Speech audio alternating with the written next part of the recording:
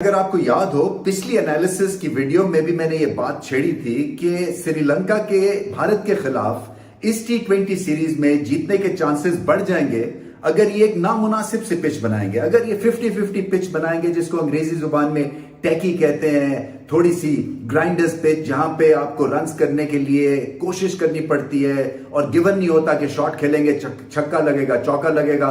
और मेरे ख्याल से इसी तरह से कुछ पिच बनी इस मुकाबले में जिसकी वजह से श्रीलंका ये मैच इन दी एंड ले उड़े।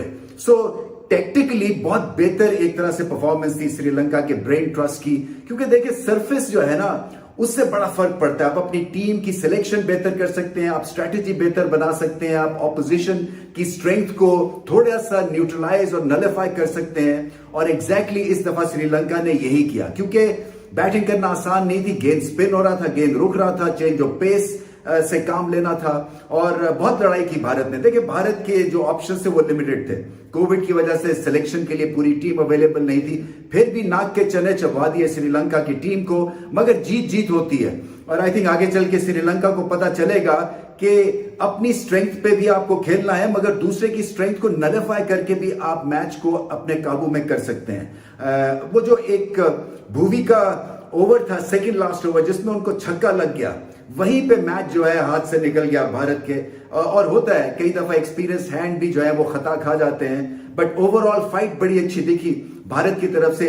बॉलिंग में इतनी प्रॉब्लम्स नहीं थी जितनी कि बैटिंग में मसले थे, और शायद इस वजह से थे कि सिर्फ टॉप 5 बैटर्स खिलाए उन्होंने, उसके बाद बैटिंग अवेलेबल ही नहीं थी कोविड की वजह से। सो प्रेशर भी पड़ गया कि हम कहीं गलती ना कर जाएं, फिर पेस भी मेंटेन करनी थी, मुश्किल पिच थी कि कहीं हम आउट ना हो जाए। उस ध्यान से अगर आप खेलते हैं तो फिर आप आउट हो जाते हैं, फिर आपका रिदम चला जाता है बैटिंग से। और विकेटें हाथ में होने के बावजूद भारत ने विप को क्रैक नहीं किया और उतने रन्स नहीं किए जितने कि उनको शायद इन दी एंड करने चाहिए थे, मगर फिर भी बहुत अच्छा फाइटिंग स्कोर बना लिया। थोड़ी सी फील्डिंग बेहतर की जाती तो और ज्यादा प्रेशर क्रिएट हो जाना था श्रीलंका पे, क्योंकि देखिए एक टीम जो एक तरह से जीतना भूल गई है उसको अगर आप प्रेशर में रखें तो वो फिर गिव इन कर जाते हैं, क्योंकि उनको जीतने की मंजिल दिखती नहीं है, और दिखती भी है तो उनको समझ नहीं आती कि वहां तक पहुंचना कैसे है। सो भारत के पास एक मौका था मगर runs in the and come थे।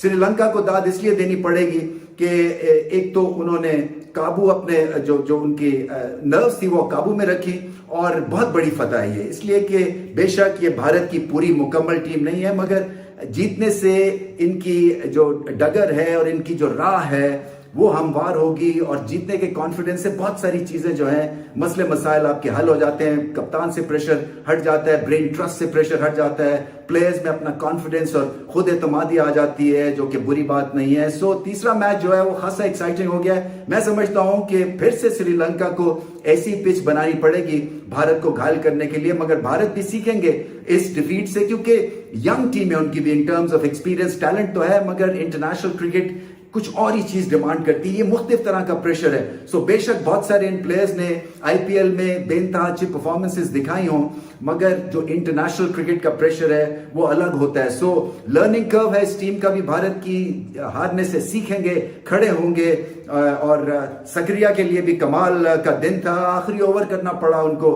अभी उनका एक फ्लेजलिंग करियर शुरू ही हुआ है, सो प्रेशर पड़ गया। और यही देखना है भारत को आगे चल के कि कौन से ऐसे यंगस्टर्स हैं जो कि प्रेशर में अपने आप को संभाल सकते हैं, जिनकी नर्व्स जो हैं वो जैंगल नहीं करती हैं और आसान खता नहीं होते हैं। बट श्रीलंका ने टैक्टिकली बहुत अच्छा मैच खेला।